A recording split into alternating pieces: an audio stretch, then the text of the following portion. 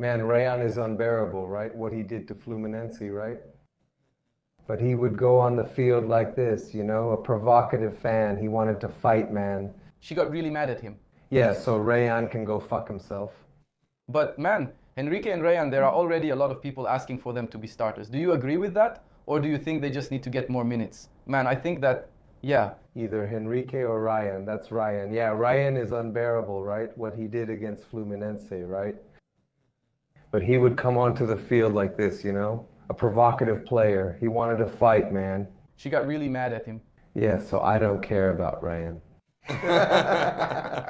So let Henrique come in, right? Luis Enrique, right? Luis Enrique and Enrique.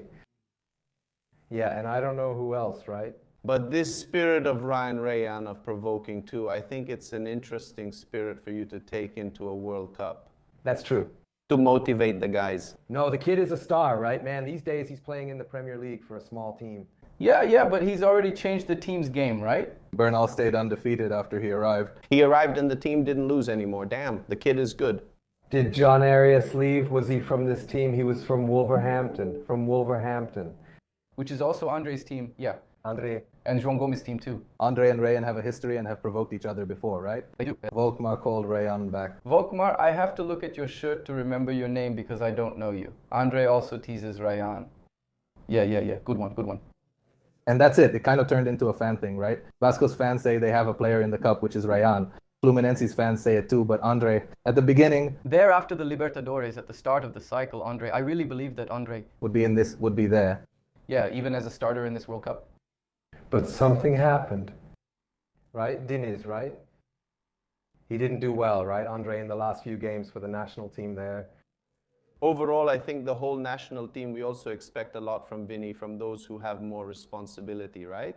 But the overall work isn't very good either for us to demand more. We expect what we see at the club, but the environment there didn't help either. There was a lot of instability during this World Cup cycle, right? That's true. Since we talked about the start of the cycle, I'll wrap up. You're a tricolor fan, right?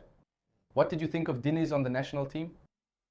Do you think he should have had a little more time? Do you think it was the right decision that he didn't? You are Diniz. Yeah. You are the Dinizismo itself. Of course, Dinizismo in 2023 was fabulous, right? It was incredible, right? But yeah, I think he walked into a tough situation there, right?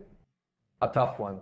Having to coach Fluminense, coach the national team. Anyway, I think that got in the way. If he had just focused on the national team, maybe, possibly, right? It was also a key year for Fluminense, right? He left the national team during an important time for Fluminense. Is it 2024? No, it was in 23, 24. 23, 24. Right?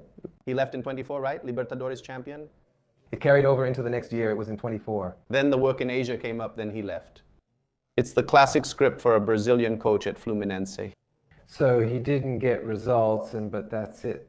Right? And I think he had much less time. Actually, that's a fact. He had much less time and fewer games than Dorival, for example. Yeah. And if I were the president of the CBF, I would bet on Diniz, man. At that time, I was doing great. And it's a style of play that is close to the Brazilian way, right? Who likes to keep the ball at their feet, to play with freedom, to have the confidence to play. Imagine seeing Ibano playing the ball out from the back there, under pressure from Mbappe at the end of a World Cup match. I think he went through Diniz, or maybe not. He definitely went through Bell. Ibanho. He left before the 18th. Diniz left early. Right, he left after the Carioca. But Diniz made every Fluminense player play there in 18 there, because it was his first time. He joined the national team and Diniz played him as a fullback. Some players improved significantly. Nino made the national team, thank God. Ganso himself more recently, at the beginning of Fluminense's work, he wasn't the main player, right? No. Adele was more recent for him. He was the one who brought Ganso in, right? Ganso is very... good from outside.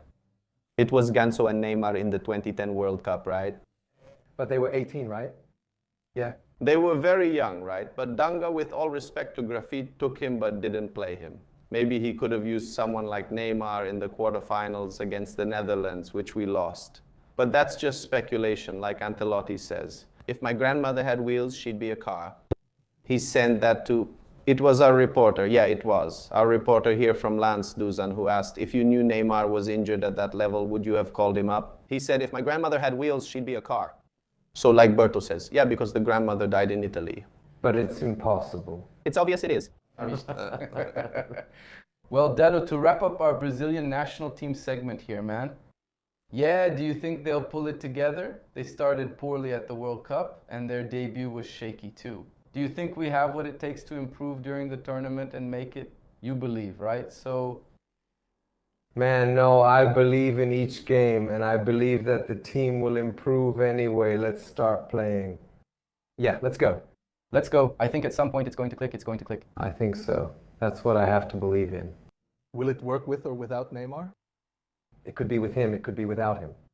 Hopefully. That he comes in and, because the expectation is this, right? Neymar will come in and he'll have to solve the game, right? Right, somehow.